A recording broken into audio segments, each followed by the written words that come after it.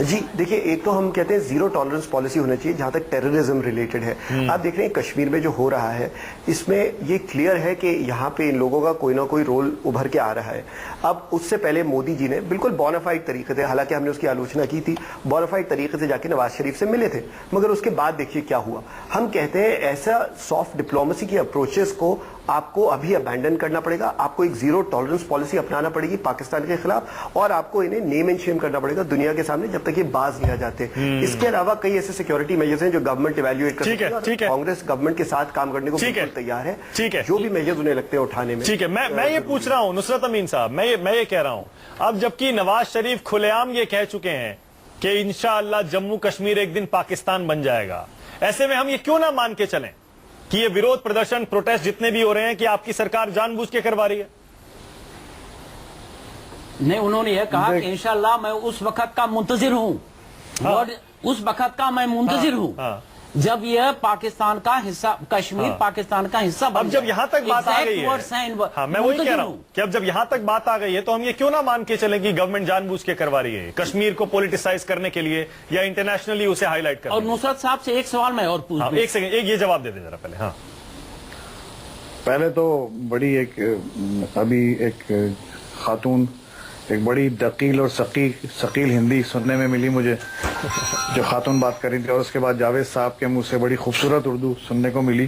تو زبان پہ عبور کا بڑا خوبصورت مظاہرہ دیکھا میں نے دو زبانوں کے. I am really impressed. Number 1. Number 2 یہ کہ دیکھیے یہ جو شریف برادران ہیں، میں ان کے بارے میں آپ کو بتاتا چلوں، یہ جو نواز شریف ہیں اور شہباز شریف ہیں، ان کے شبدوں کے پیچھے چلنا میرے خیال ہے ٹھیک نہیں ہے. یہ تو وہ لوگ ہیں جنہوں نے کہا کہ 1 سال میں کراچی میں بجلی کا مسئلہ ٹھیک ہو جائے گا، اور ان کو آئے ہوئے 4 سال ہو گئے، 3.5 سال ہو گئے. وہ اپنی کئی بھی بات پہ ہنستے ہیں اور کہتے ہیں کہ یار اب مجھ سے کچھ ڈیٹ نہ پوچھا. یہ تو سارے پولیٹیشین کرتے ہیں، صرف وہاں کی بات نہیں ہے. بجلی پانی کے مدعے اور الیکشن کے جو وعدے ہوتے ہیں وہ تو کوئی بھی لیڈر سب ایسی باتیں کرتے ہیں. سن لیجئے، ہو سکتا ہے، دیکھیں میں ذاتی طور پر جانتا ہوں کشمیر کے حوالے سے نواز شریف کی یہ پالیسی نہیں ہے جو انہوں نے کہا ہے.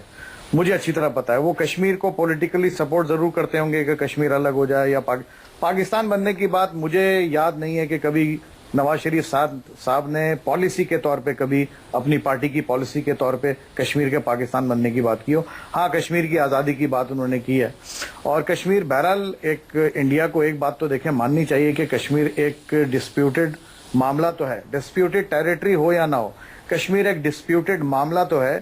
اس کو ریڈریس کرنا پڑے گا، ورنہ 33 لوگ یا 40 لوگ ہنگامہ کر کے بھارتی سیکیورٹی فورسز کے ہاتھوں جو مارے جاتے ہیں وہ بلا وجہ نہیں ہوتا. اس کا کوئی نہ کوئی ریزن ہے، تبھی ایسا ہوتا ہے. اس کو میرے خیال ہے، میں ذاتی طور پہ یہ سمجھتا ہوں کہ نواز شریف کیا کہہ رہا ہے یا حافظ سعید کیا کہہ رہا ہے تھوڑی دیر کے لیے اس کو بھول جاتے ہیں.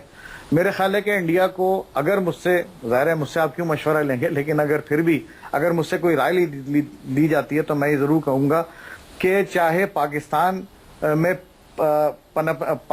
میں ڈیولپ ہونے والا ٹیررزم ہو جس سے پاکستانی فورسز اب لڑ رہی ہیں، یا گلوبلی جو اسلامک ٹیررزم جو آج کل ایک دنیا کا ایک مسئلہ بنا ہوا ہے وہ ہو، اس کے پیچھے یہی ایشوز ہیں. پیلسٹائن ہے اس کے پیچھے اسرائیل ہے. اب دیکھیے بس یہیں آ کے یہ پرابلم یہیں آ کے صاحب میں آپ سے 2 میری گزارش ہے. پہلی بات تو آپ سڑک بجلی پانی کی بات کر رہے تھے.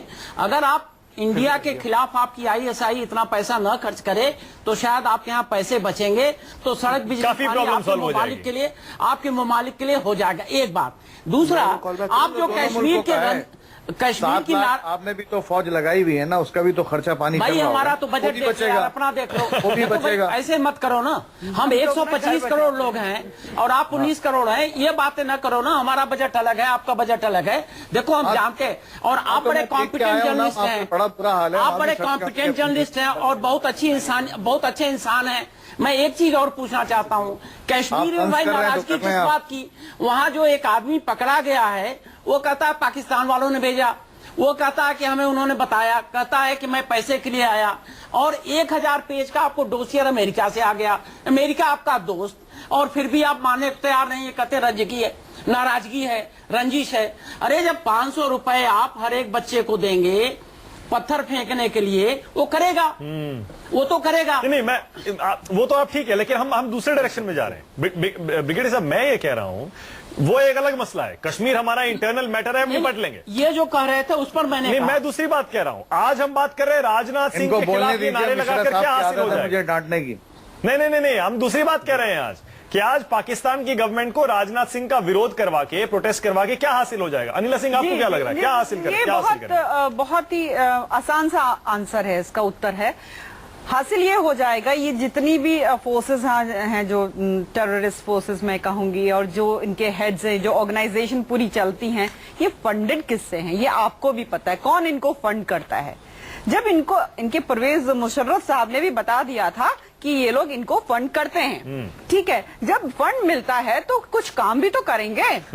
جب بھارت جیسے مہان دیش کا گرہ منتری وہاں پہ جائے گا تو بھی کچھ نعرے تو لگائیں گے. تو یہ اپنا کام کر رہے ہیں. ایک بات اور میڈم, آپ نے بڑے شرافت سے, میں بتاتا ہوں بات کیا ہے.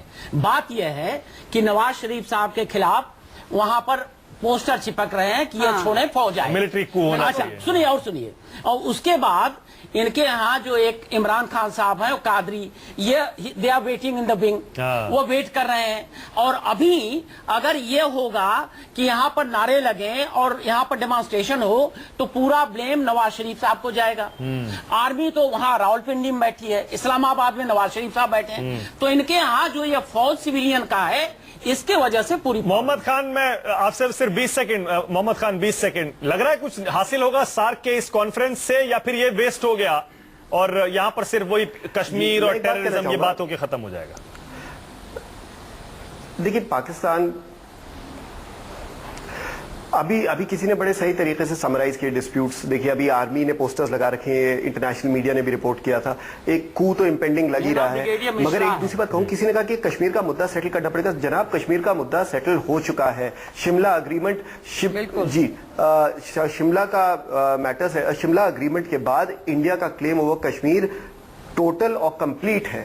آپ اس پہ کوئی دو رائے نہیں ہے. آپ یہ نہیں کہہ سکتے کہ یہ مدعا ابھی بھی ایسا ہے جس پہ سوال جواب اٹھ سکتے ہیں. تو یہ بس یہی بات ہے محمد خان, بس یہی بات ہے. بالکل آپ نے, میں مانتا ہوں میری بالکل آپ نے کیل پر ہتھوڑا مارا ہے, بالکل صحیح کہا ہے آپ نے. کشمیر کا مدعا, اور یہ تو پاکستان بھی جانتا ہے, ایک طرح سے سالوڈ ہے اسٹیٹس کو کے علاوہ, اور کوئی اس کا سولوشن ہے نہیں. لیکن پاکستان جب تک اس کو سویکار نہیں کرتا, ایکسپٹ نہیں کرتا, تب تک نہ ان کے یہاں حالات سدھرنے والے ہیں.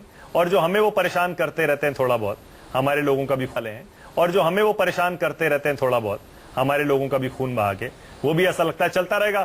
بہت بہت شکریہ. بہرحال بہت بہت شکریہ نصرت امین صاحب, بہت بہت شکریہ بریگیڈیئر مشرا, نیلا سنگھ اور محمد خان. لیکن ہم ابھی بھی امید یہی کرتے ہیں کہ اب کی راجناتھ سنگھ نے ایک بار پھر سے ایک ہمت بھرا قدم اٹھایا ہے پاکستان جا کر سارک کانفرنس میں حصہ لینے کا.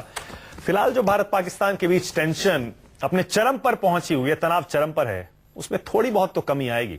آگے مل جل کر بات چیت کرنے کا کوئی راستہ نکلے. لیکن اس سے پہلے پری کنڈیشن نصرت امین صاحب وہی رہے گی کہ ٹیررزم بند ہونا چاہیے, ہندوستان پر آتنکی حملے بند ہونے چاہیے.